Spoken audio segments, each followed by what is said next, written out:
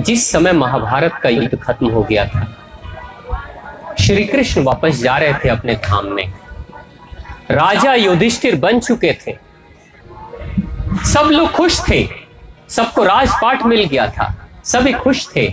श्री कृष्ण बारी बारी से सबके पास आ रहे थे और पूछ रहे थे क्या चाहिए। द्रौपदी के पास भी गए, अर्जुन के पास गए, भीम के पास गए, नकुल सहदेव के पास, युधिष्ठिर के पास, सबके पास गए और सबने कुछ न कुछ मांगा।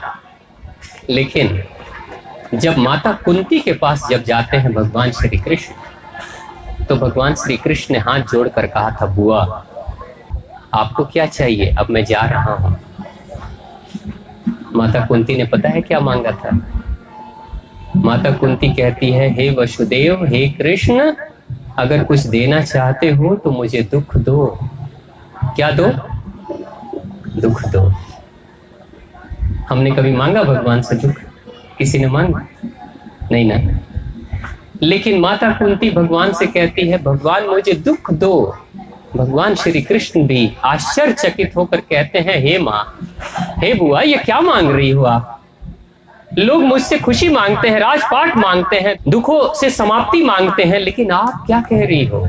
आप मुझे कह रही हो कि दुख दो। ये कैसे मैं दे सकता हूं? ऐसा क्यों मांग रही हो? अपशगुन है ये, दुख मांगना यानी अपशगुन है।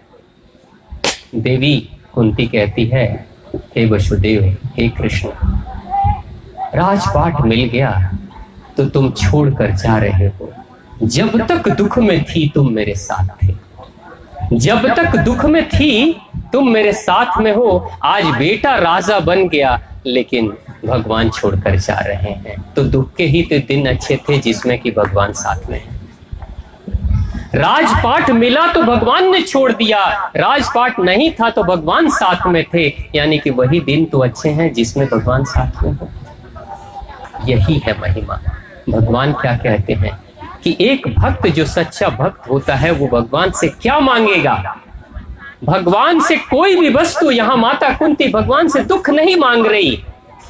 माता कुंती कह रही, हे वसुदेव, अगर दुख से तुम मेरे साथ रह सकते हो तो दुख दे दो, लेकिन राजपाट के कारण से अगर छोड़कर जा रहे हो तो नहीं चाहिए राजपाट, लेकिन तुम चाहिए, किसी भी हालत में तुम मुझे चाहिए।